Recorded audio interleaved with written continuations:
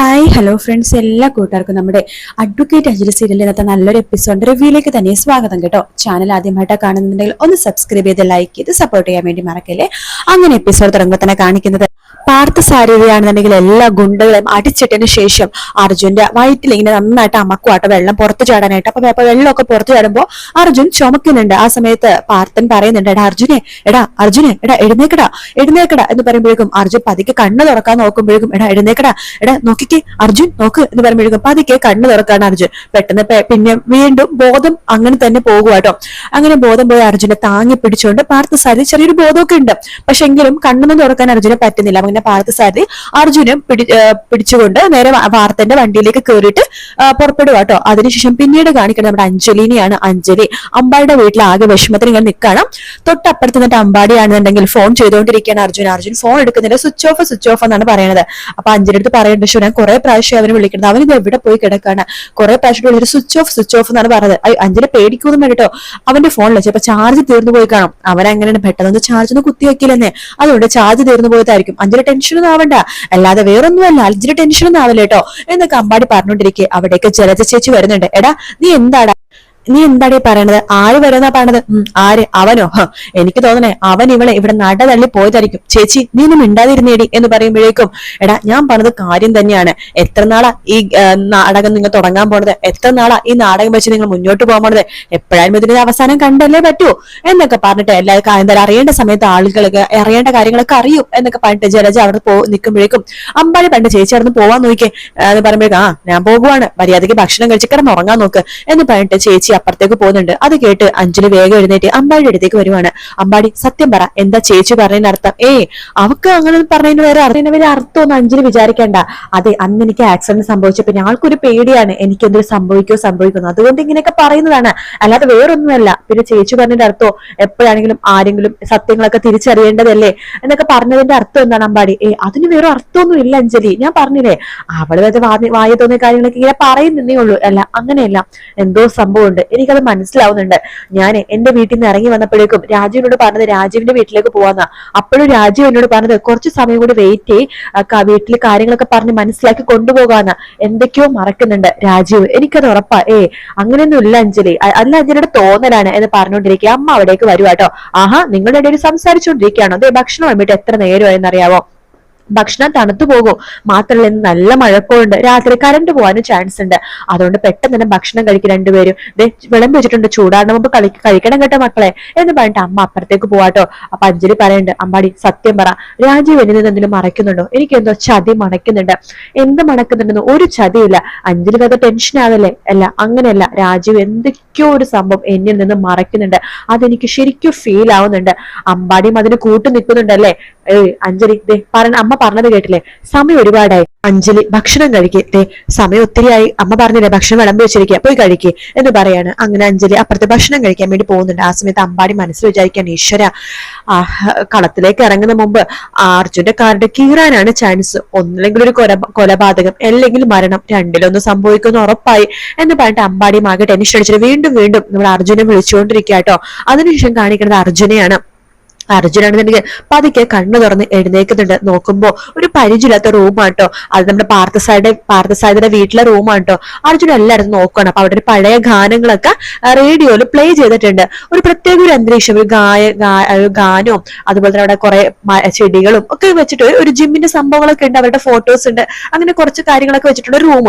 അപ്പൊ അതൊക്കെ നോക്കിയിട്ട് പെട്ടെന്ന് അർജുൻ ചാടി എഴുന്നേക്കുമ്പോഴേക്കും അവിടെയൊക്കെ പാർത്ഥസാരഥി ഒരു ഗ്ലാസ് ചായ ആയിട്ട് വരുന്നുണ്ട്. ആഹാ, എഴുന്നേറ്റോ, ഇന്ന് ചായ കുടിക്ക്, നല്ല ഉഷാറാവട്ടെ. അല്ല ബ്രോ, ഞാനെങ്ങനെ ഇവിടെ എത്തിയത്? ആദ്യം ചായ കുടിക്കേ, നല്ല ഉന്മേഷത്തിലെ ചുക്ക് കാപ്പി സൂപ്പറാ, കുടിക്കേ എന്ന് പറയണം. അങ്ങനെ അർജുൻ ചായ ഇങ്ങനെ പതുക്കെ കുടിക്കുന്നുണ്ട് കേട്ടോ. എന്നിട്ട് പറയുന്നുണ്ട്, ഞാൻ വെള്ളത്തിൽ വീണതായിരുന്നില്ലേ? അപ്പൊ ചുക്ക് കാപ്പി ഫലം കൊണ്ട് തുടങ്ങി കണ്ടോ, വെള്ളത്തിൽ വീണ കാര്യം ഓർമ്മയുണ്ട്. അതെ, വെള്ളത്തിൽ വീണതായിരുന്നു. അവിടുന്ന് ഞാനാണ് അർജുനെ രക്ഷിച്ച് ഇവിടെയൊക്കെ കൊണ്ടുവന്നത് എന്ന് പറയുമ്പോഴേക്കും എന്റെ ഭായ് നിങ്ങളെ സമ്മതിച്ചിരിക്കുന്നു, നിങ്ങൾക്ക് പെട്ടെന്ന് മനുഷ്യരെ മനസ്സിലാക്കാനും മനുഷ്യരെ അടുപ്പിക്കാനുള്ള ഒരു പ്രത്യേക കഴിവുണ്ട്. അല്ല, ശരിക്കും പറഞ്ഞാൽ എനിക്ക് മനസ്സിലാവുന്നില്ല ബ്രോക്ക് എങ്ങനെ ഇത്ര ശത്രുക്കൾ? ആരാണ് അന്ന് അടിക്കാൻ വന്നവര്? വേറൊന്നല്ല, ആ അടിക്കാൻ വന്നതിൽ ഒരാളെ ഏതോ ഒരു ഷാജിയോ കൊമ്പനോ എന്നൊക്കെ പറയണ കേട്ടു. അവരൊക്കെ ഈ നാട്ടിലെ ഏറ്റവും വലിയ ഗുണ്ടകളാണെന്നാ പറയണത്. അല്ല, ഈ ഏറ്റവും വലിയ ഗുണ്ടകള് ഈ ബ്രോനെ ഇങ്ങനെ അടിക്കാൻ വേണ്ടി വരുന്നു. ബ്രോക്ക് ഇത്രമാത്രം ശത്രുക്കളോ? ആരാ അവര് എന്ന് ചോദിക്കുമ്പോൾ അർജുൻ പറയണ്ട, സത്യമായിട്ടും അത് ആരാണെന്ന് എനിക്കറിയില്ല. ആരോ കൊട്ടേഷൻ കൊടുത്തുന്ന അവര് പറഞ്ഞത്. ഏതോ ഒരു ക്രിമിനൽ ലോയറോ? അതെ, അത് ആരാന്ന് എനിക്ക് മനസ്സിലായില്ല. പക്ഷെ ഉടനെ ഞാൻ കണ്ടുപിടിക്കും എന്ന് അർജുൻ പറയാണ്. അതിനുശേഷം അർജുൻ ചോദിക്കണ്ടല്ല, ഇവിടെ ബ്രോ തനിച്ചാണോ എന്ന് ചോദിക്കുമ്പോഴേക്കും തനിച്ചാണ്. അല്ല, അപ്പൊ ബ്രോയുടെ ഫാമിലി അതൊക്കെ പറയാനാണെങ്കിൽ ഒരുപാടുണ്ട്. ഇപ്പൊ എനിക്ക് കൂട്ടായിട്ട് ഈ റേഡിയോ മാത്രമേ ഉള്ളൂ. പഴയ കാര്യങ്ങൾ കേട്ട് ഞാൻ ഈ റേഡിയോ കെട്ടിപ്പിടിച്ച് അങ്ങനെ കിടക്കും എന്ന് പറയാണ്. അതിനുശേഷം അർജുൻ പറയുന്നുണ്ട്, അല്ല ആ സമയത്ത് ബ്രോയുടെ വീട്ടിലേക്കാണ് കൊണ്ടുവന്നത്. അതെ, ഇതാ എന്റെ വീട്, നല്ല വീടാണ്. പക്ഷെ ആരെയും കാണാത്തതുകൊണ്ട് ഞാൻ പറഞ്ഞില്ലേ, അതൊക്കെ ഒരു വലിയ കഥയാണ്. അതൊക്കെ ഞാൻ പറയാം. എന്തായാലും ചായ കുടിച്ചിട്ടേ മോൻ എത്രയും പെട്ടെന്ന് പോവാൻ നോക്ക്, സമയം വൈകുന്നു, എനിക്ക് കിടന്ന് ഉറങ്ങണം, നാളെ രാവിലെ ജിമ്മ് തുറക്കേണ്ടതാണ് എന്ന് പറയാണ്. ആ സമയത്ത് അർജുൻ വേഗം ചായ കുടിച്ചിട്ട് ഡ്രസ്സൊക്കെ എടുത്ത് ഇടുവാട്ടോ. എന്നിട്ട് അവിടെയൊക്കെ നീ തപ്പുന്നുണ്ട്. അപ്പോ നമ്മുടെ പാർത്ഥസാരഥി ചോദിക്കണ്ടല്ല, എന്താ ഈ തപ്പുന്നത്?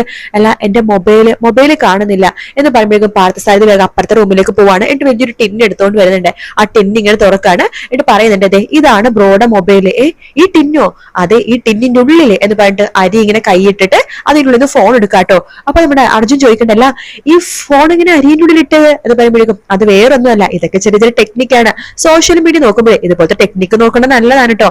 ഇതേ അരിയുടെ ഉള്ളിൽ വെച്ച് നല്ല ചൂടാവാനാണ്. ഫോണിൽ നന്നായിട്ട് വെള്ളം കയറിയിട്ടുണ്ടായിരുന്നു, ഇപ്പൊ ഓക്കെ ആയിട്ടുണ്ടാവും, നോക്കിക്കേ എന്ന് പറഞ്ഞിട്ട് അർജുന്റെ കയ്യിൽ മൊബൈൽ കൊടുക്കാണ്. അർജുൻ ഓൺ ആക്കുമ്പോ മൊബൈൽ ഓൺ ആവുന്നുണ്ട് കേട്ടോ. ഓണായി എന്ന് പറയാണ്. എങ്കിലേ മോൻ പെട്ടെന്ന് സ്ഥലം വിട്ടോ എന്ന് പറഞ്ഞിട്ട് പാർത്ഥസാരഥി അകത്തേക്ക് കയറി പോവാണ്. അർജുൻ മൊബൈൽ ഓൺ ആക്കുമ്പോ തന്നെ അനുപമയുടെ ഫോണാണ് ആദ്യം വരുന്നത് കേട്ടോ. ഏടത്തെയാണല്ലോ വിളിക്കണത് എന്ന് പറഞ്ഞിട്ട് കോൾ എടുക്കാണ്. ഹലോ, അർജുനെ നീ ഇത് എവിടെയാ? എത്ര നേരമായി ഞാൻ നിന്നെ വിളിക്കുന്നു. ഏടത്തെ ആള് കൊള്ളാം, എന്റെ അടുത്ത് ആ ലൊക്കേഷന് വരാൻ വേണ്ടിട്ട് ഏടത്തെ എന്താ വരാത്തത്? സോറി അർജുനെ, ഞാൻ എത്താൻ കുറച്ച് ലേറ്റ് ആയി പോയി. ഞാൻ അവിടെ എത്തിയപ്പോ ആരെയും കണ്ടില്ല. ആ സമയം മുതൽ ഞാൻ നിന്നെ വിളിക്കണതാ, നിന്റെ ഫോൺ സ്വിച്ച് ഓഫ് ആണല്ലോ, എന്ത് പറ്റി? നീ ഇപ്പൊ എവിടെയാണെന്ന് പറയുമ്പോ ഒന്നും പറയണ്ട എടുത്തി, അവിടെ വെച്ചിട്ട് കുറച്ച് ഗുണ്ടകൾ എന്നെ ആക്രമിച്ചു. ഏതോ ക്രിമിനൽ ലോയർ വിട്ട ഗുണ്ടകളാണെന്നാ പറഞ്ഞത്. ക്രിമിനൽ ലോയേഴ്സോ? അതെ, അതാരെന്നൊക്കെ ഞാൻ കണ്ടുപിടിച്ചോളാം എന്ന് അർജുനെ ഒട്ടും സംശയിക്കണ്ട. എനിക്കിത് പറയാൻ കുറച്ച് മടിയൊക്കെ ഉണ്ട്, കുറച്ച് വിഷമമുണ്ട്, പക്ഷെ പറഞ്ഞല്ലേ പറ്റൂ. ഇത് മിക്കവാറും അർജുന്റെ അച്ഛൻ കൊടുത്ത കൊട്ടേഷൻ തന്നെയാ അർജുനെ കൊല്ലാനായിട്ട്. അച്ഛനോ? എനിക്കിത് വിശ്വസിക്കാൻ പറ്റുന്നില്ല. ഞാൻ പറഞ്ഞില്ലേ, കുറുപ്പങ്ങളും അങ്കിളും കൂടി സംസാരിക്കണം. ഞാൻ ചെവി കൊണ്ട് കേട്ടതാ, അർജുനെ ഇല്ലാതാക്കാൻ വേണ്ടി. ശരിക്കും പറഞ്ഞാൽ അർജുന്റെ മാത്രമുള്ള ടാർഗറ്റ് അല്ലത്, അഞ്ജലിനെയും കൂടി ഇല്ലാതാക്കാനായിട്ടാണ്. അയ്യോ, അച്ഛൻ ഇങ്ങനെ ചെയ്യുന്നു ഒരിക്കലും ഞാൻ വിചാരിച്ചില്ല എടുത്തേ. അങ്ങനെ എന്തൊക്കെ കാര്യങ്ങൾ കാണാൻ കിടക്കുന്നു. അർജുൻ വിചാരിച്ച പോലെ അങ്കിളിന് അഭിമാനത്തിന് വേണ്ടി എന്ത് വേണമെങ്കിലും ചെയ്തു കൂട്ടു. ദുരാഭിമാനം സഹിക്കാൻ പറ്റാത്ത ആളാണല്ലോ, അതുകൊണ്ടാ അങ്കിളെ അങ്ങനത്തെയൊക്കെ ചെയ്യും. എന്തായാലും അർജുൻ വിഷമിക്കൊന്നും വേണ്ടിട്ടോ. അർജുൻ ഒരു കാര്യം ചെയ്യും, അഞ്ജലിനെയും കൂട്ടിക്കൊണ്ട് എവിടെയെങ്കിലും ദൂരത്ത് എവിടെയെങ്കിലും പോയി മാറി നിൽക്കാൻ നോക്ക്. ഇത് അർജുന്റെ സേഫ്റ്റിക്ക് വേണ്ടിട്ട് കൂടിയിട്ടല്ല, അഞ്ജലിയുടെ സേഫ്റ്റിക്ക് കൂടിയിട്ടാണ് ഞാൻ പറയുന്നത്. എന്തൊക്കെ പറഞ്ഞാലും അവളെന്റെ അനിയത്തിയാണല്ലോ എന്ന് പറയാണ്. അതുകൊണ്ട് അർജുൻ എത്രയും പെട്ടെന്ന് എവിടെയെങ്കിലും അഞ്ജലിനെ കൊണ്ടുപോയിട്ട് രക്ഷപ്പെടാൻ വേണ്ടി നോക്ക്. ശരി എടുത്തി, ഞാൻ വിളിക്കാം എന്ന് പറഞ്ഞിട്ട് അർജുൻ ഫോൺ കട്ട് ചെയ്യാണ്. എന്നാലും അച്ഛൻ ഇത് ചെയ്തല്ലോ എന്ന് പറഞ്ഞിട്ട് ആകെ അർജുൻ വിഷമിച്ചുകൊണ്ടിരിക്കാട്ടോ. ആ സമയത്ത് പുറകിലേക്ക് തിരിഞ്ഞിട്ട് നമ്മുടെ ഹരി കൂടെ തന്നെ ഇട്ടോ അനുപമയുടെ. ഹരിയുടെ അടുത്ത് പറയുന്നുണ്ട്, എടോ ഹരി, തനിക്ക് എവിടെ നിന്ന് കിട്ടിയോ ഈ മാങ്ങാത്തൊലി ഗുണ്ടകളെ? അതെ, അവരെ വിളിച്ചിട്ട് അവർ ഫോൺ എടുത്തില്ല. അത് വേറൊന്നുമല്ല, അർജുനെ രക്ഷിക്കാനേ വേറെ ആരോ വന്നു. അവൻ നടന്ന കഥയൊക്കെ പറഞ്ഞു. ഗുണ്ടകൾ അവന് വെള്ളത്തിലേക്ക് ഇട്ടു, അവിടെ നിന്ന് ആരോ പൊക്കിയെടുത്തോണ്ട് അവനെ രക്ഷപ്പെടുത്തിയത്. പിന്നെ ആ ഗുണ്ടകൾ നല്ല അടി വെച്ചും കൊടുത്തു എന്നാ പറഞ്ഞത്. അതായിരിക്കും അവന്മാര് ഞാൻ വിളിച്ചിട്ട് ഫോൺ എടുക്കാത്ത നല്ല ബെസ്റ്റ് ഗുണ്ടകള് എന്ന് അനുപമ ഇങ്ങനെ പറയാണ്. അങ്ങനെ ഒരു സംസാരിച്ചുകൊണ്ടിരിക്കെ പുറകെ കൈ അടിച്ചുകൊണ്ട് നമ്മുടെ അബി കയറി വരുവാട്ടോ. കൊള്ളാം, നല്ല അടിപൊളി എന്ന് പറയുമ്പോഴേക്കും നമ്മുടെ അനുപമയെ ഹരി ആകെ ഷോക്കായിട്ട് നിൽക്കുന്ന ഭാഗത്തോടെയാണ് ഇന്നത്തെ എപ്പിസോഡ് തീർന്നു കേട്ടോ. അപ്പൊ വീഡിയോ ഇഷ്ടപ്പെടാണെന്നുണ്ടെങ്കിൽ ലൈക്ക് ചെയ്യാനും സബ്സ്ക്രൈബ് ചെയ്യാനും കമന്റ് ചെയ്യാനും മറക്കല്ലേ. മറ്റൊരു വീഡിയോ ആയിട്ട് കാണാം. Take care, bye bye.